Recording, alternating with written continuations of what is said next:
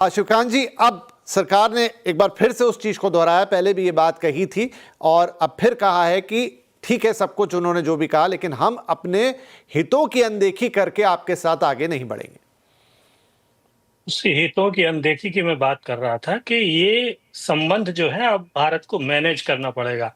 भारत सरकार अब ये अच्छी तरह जानती है और ये ट्रंप भी जानते हैं कि भारत को तो तैयार कर सकते थे रूस से जो है ऊर्जा न लेने के लिए, लेकिन चीन को कैसे तैयार करेंगे? चीन बिल्कुल नहीं मानेगा इस बात को, और इसलिए क्योंकि चीन नहीं मानेगा तो भारत मानने के लिए बाध्य नहीं है, ब्राजील भी मानने के लिए तैयार नहीं है। तो ये एक बजाय इसके कि वो ये चाहते थे, ट्रंप साहब ये चाहते थे कि रूस के ऊपर दबाव के लिए वो एक बड़े देशों का मोर्चा बना ले, तो ये मोर्चा बनाने की बजाय उन्होंने मोर्चा तोड़ने का काम कर दिया। कई बार वो अपने बयानों से ऐसी गलती कर जाते हैं। तो अब ये होगा कि उन्हें मैनेज करने के लिए आपको चीन, ब्राजील और रूस, इन तीनों के साथ मिलकर चलना पड़ेगा। जहां तक रूस के साथ संबंधों की बात है, हथियार खरीदने की बात है, या हम जो भी करें रूस के साथ, ये भारत का और रूस का आपसी मामला है। आप कूटनीति में ये नहीं होता कि आप किसी से ये कहें कि अगर आप मेरी मेरी दोस्ती चाहते हैं तो उससे दुश्मनी कर लें, ऐसा नहीं होता है। आपसे दोस्ती बढ़ाई जा सकती है, इसका मतलब ये नहीं कि दूसरे से हम दुश्मनी कर लेंगे। तो ये भारत को मैनेज करना होगा और ये ट्रंप साहब को सीखना होगा। और ट्रंप साहब के अंतरंग उसमें बहुत से भारतीय हैं, लेकिन दुर्भाग्य की बात है कि वो किसी की बात सुनते नहीं हैं, और खासकर ट्वीट करते वक्त वो सुनते नहीं हैं। तो ये जहां भी ये कमी है जिस तरह से हमारी डिप्लोमेसी में, ये बात उनको समझानी होगी, और इसके लिए भारत को तैयार रहना पड़ेगा। अब वो पुरानी बात नहीं है कि भारत ये चाहता था या भारत ये मतलब इस तरफ बढ़ रहा था कि चीन को घेरने के लिए अमेरिका के नेतृत्व में एक मोर्चा बने, उस मोर्चे में भारत भी शामिल हो। वो बात मुझे लगता है पीछे हट गई है, क्योंकि चीन के साथ जो उन अटकी हुई है व्यापार वार्ता, तो भारत के साथ ही क्यों, चीन के साथ भी तो अटकी हुई है ना। चीन के ऊपर तो उन्होंने धमकी नहीं दी अभी, तो इसलिए चीन के ऊपर वो इंतजार करने के लिए तैयार है, क्योंकि वहां गोटी फंसी हुई है। चीन बहुत बड़ा उनके साथ व्यापारी है, भारत इतना बड़ा व्यापारी नहीं है। हाँ, भारत के लिए अमेरिका का महत्व है। भारत का जो 1.5 ट्रिलियन का जो विदेश व्यापार है, उसमें 13% अकेला अमेरिका है। तो और दूसरा ये है कि अमेरिका से जो सामान हमें मिलता है, जो सामान जिस तरह का अमेरिका जो है रिच बाजार है, उसकी हमें जरूरत है। तो ठीक है, वो अपनी जगह है, लेकिन कूटनीति में अगर अमेरिका ये दिखाने लगे और भारत उसके, ये जो है भारत सरकार के लिए संभव नहीं होगा। जैसे जी, युद्ध विराम की बात थी, बड़ी अच्छी बात है कि किसी तीसरे देश ने युद्ध विराम का कहा और आपने मान लिया, लेकिन आपने चौड़े में कह करके भारत सरकार के लिए मानना ये जो है असंभव बना दिया है। इसी तरह से आपने ये कह के कि आपके ऊपर पेनल्टी लग जाएगी, ये बात असंभव बना दी है। अब भारत सरकार अगर पहले चाहती भी थी, तब भी अब नहीं चाहेगी कि रूस के साथ जो एनर्जी का उसका जो व्यापार है उसको कम करे या बंद कर दे बिल्कुल। ये अब संभव नहीं है। जी, किस तरह से अमेरिका को समझाएंगे, ये भारत के लिए अब सबसे बड़ी चुनौती होगी। बिल्कुल। तो दयाल साहब, क्या ये ट्रेड डिप्लोमेसी का एक बिल्कुल नया दौर है और उसमें नए समीकरण आपको लिखने पड़ेंगे? जी बिल्कुल, इसमें हमको कई नई दिशाओं की तरफ इशारा करना होगा अमेरिका को। देखिए, बहुत से लोग ये चर्चा कर रहे हैं कि जो कोटा सिस्टम है उसको शायद हम लागू करने को तैयार हो सकते हैं ट्रेड डील में। देखिए, ट्रंप जो है उनकी बातें तो बड़ी कड़वी होती है। आज कुछ कहेंगे, कल कुछ और कहेंगे, अपने ही लोगों के लिए अनाप शनाप बोल देते हैं। और ये भी नहीं कि वो किसी के दोस्त हैं, वो पूरी तरह से ट्रांजैक्शनल पॉलिसी परसू करते हैं।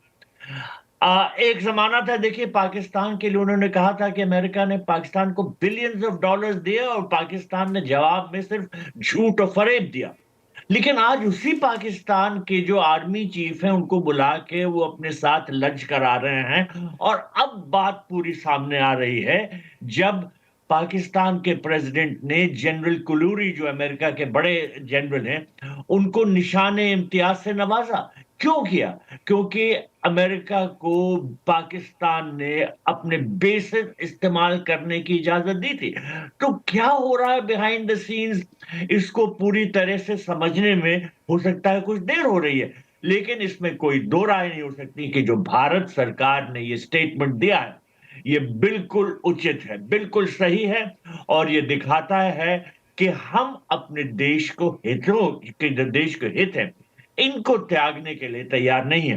देखिए, ये ज़रूरी है कि ये बात हमको ध्यान में रखनी पड़ती है कि अमेरिका एक बड़ा हमारा ट्रेड पार्टनर है। 129-130 बिलियन का पिछले साल इनके साथ ट्रेड रहा है। हम नहीं चाहते कि हमारे एक्सपोर्ट्स को नुकसान पहुँचे, लेकिन ये तो ऐसी पॉलिसी परस्यू करने की कोशिश कर रहे हैं डोनाल्ड ट्रंप कि जैसे हमारी आर्म ट्विस्टिंग करेंगे। तो हमने पूरी तरह से रेजिस्ट किया। देखिए, भारत के जो लोग हैं, उनको पूरी तरह से गवर्नमेंट के सपोर्ट में आना चाहिए, क्योंकि ऐसा नहीं लगना चाहिए कि हम एक डिवाइडेड नेशन है। पॉलिटिकल पार्टीज के लिए भी जी। ये आवश्यक है कि ये एकजुट होके जो अमेरिका की आर्म ट्विस्टिंग है, इसको रेजिस्ट करें। और हम ज़रूर नेगोशिएट करेंगे, एंड ऑफ अगस्त में बातचीत फिर बढ़ेगी। लेकिन जो अमेरिका चाहता है कि ट्रेड और पे बात इस दिशा में बढ़े कि हम एग्रीकल्चर और डेयरी सेक्टर्स में यील्ड कर दें, तो वो तो मुमकिन नहीं। मैंने पहले ही बताया था कई इसमें समस्याएं हैं। इसके अलावा हमारी जो अपनी जो फार्मिंग सेक्टर के लेबर है, उनको बहुत नुकसान पहुंचेगा। हमको पूरी ओवरऑल पिक्चर को ध्यान में रखना चाहिए। ठीक है सर, क्योंकि समय मेरे पास कम बच गया है। गॉट योर पॉइंट सर, लेकिन लक्ष्मण जी भी कुछ कहना। हाँ सर, बोलिए। जी, दरअसल मैं ये कहना चाह रहा हूं कि इसका एक दूसरा बहुत ही महत्वपूर्ण पहलू उसको समझिए कि ट्रंप साहब जो बार बार ये कह रहे थे कि हमने इंडिया और पाकिस्तान के बीच में सीज फायर करवाया और ये कह के कि हम आप दोनों के साथ अच्छी डील कर लेंगे, तो वो बयान भी अब झूठा साबित हो रहा है, क्योंकि इंडिया ने तो कोई उनके हिसाब से कोई डील की नहीं। अब डील नहीं हुई तो जाहिर तौर पे वो जो बार बार बयान दे रहे थे कि डील के एवज में सीज फायर किया गया, तो उसका एक इंप्लीकेशन ये भी निकाला जा सकता है। ये काफी इंटरेस्टिंग है उस संदर्भ में देखा जाए इस ट्रंप के तरफ से ये इस ऐलान का, कि उनका बयान अपने बयान को खुद झुठला रहे हैं कि इंडिया ने डील के नाम पर सहमति दे दी थी, सीज फायर किया था, अब डील हुई नहीं। इसका सीधा सा मतलब है कि इंडिया ने कोई सहमति नहीं दी थी, ये ट्रंप साहब की मनगढ़ंत बातें थी। ये बहुत अच्छा पॉइंट आपने पिक किया लक्ष्मण, इस विषय से थोड़ा दूर हटके, लेकिन it's a good point to pick up कि ये उनकी उस बात को गलत साबित कर रहा है कि हमने ट्रीट की या डील की बात करके आपसे जंग रुकवाई थी। वेल एट लास्ट पीरू साहब, थोड़ा सा समय बच गया, बस क्विकली आपको बताना होगा, क्या ये जो मुश्किलात हैं या कह लीजिए भी टैरिफ वॉर है, इसमें हम अपने लिए कोई मौका भी देख सकते हैं? हमारी इंडस्ट्री ज़्यादा कॉम्पिटिटिव हो सकती है? नहीं, मैंने अभी बताया कि हमारे लिए बहुत बड़ा मौका है कि अगर हम थोड़ा ये शॉर्ट टर्म पेन ले लेंगे तो will emerge as a bigger economy. और इमीडिएट हमको ये करना चाहिए, जो मेरा मानना है कि जो टेक्नोलॉजिकल वेव आ रहा है, एआई, न्यू टेक्नोलॉजी, और इसको हमको बिल्कुल हमारे को उसको यूज करना चाहिए। सेकंड, जो इंडिया का ब्रेन ड्रेन हो रहा है, आज हम सर्विस सेक्टर की बात करते हैं, हमारे इंडियन लोग ने वहां जाके इंडस्ट्रियां सेटअप की है। ये हमारे ही लोग ने वहां जाके बड़े बड़ी फेसबुक और वो सब बना दी, बड़ी बड़ी कंपनी, नाम दे दूंगा 50 कंपनियां हमारे लोग चला रहे हैं। अब इमेजिन करो, ये लड़के अगर ये कंपनी इंडिया में बना देते ये कंपनियां, तो हम कहाँ होते? तो हम ऐसा कैसे कंड्यूसिव एनवायरनमेंट बिजनेस के लिए क्रिएट करें कि ये लड़के जो हमारे यूथ है, हमारा जो यूथ पावर है, वो इंडिया में रह के बड़ी बड़ी कंपनियां बनाए, इंडिया में अपने आप को लिस्ट करे, इंडिया में अपना होल्डिंग कंपनी रखे, इंडिया में रहे और इंडियन मल्टीनेशनल बनाए। और इसकी तरफ ऑनेस्टली आपने पूछा, सही क्वेश्चन पूछा कि क्या फॉरवर्ड लुक है। ये छोटी चीज है, ये ट्रंप का ऑनेस्टली ये तो रोज कुत्ते को ट्रीट करते रहेंगे। इंडिया के लिए बड़ी चीज है कि आज हमको एक इकोनॉमिक सुपर पावर बनना है 47 तक, और उसके लिए इंडियनों को आगे आना चाहिए, हमको टेक्नोलॉजी बिल्ड करनी चाहिए, हमको बड़ी इंडिया स्पेसिफिक कंपनी बनानी चाहिए, हमको ब्रेन ड्रेन रोकना चाहिए। And be Indian, buy Indian, be Indian, invest in India, be Indian, support Indian, और यूनाइटेडली गवर्नमेंट के सपोर्ट। ऑनेस्टली ये जो नेशनलिस्टिक स्पिरिट है वो अगर हमारे में नहीं आएगा तो हम कभी बिल्कुल पीरू साहब एग्री विद यू कि ये हमारे लिए हमको काम करने की जरूरत है।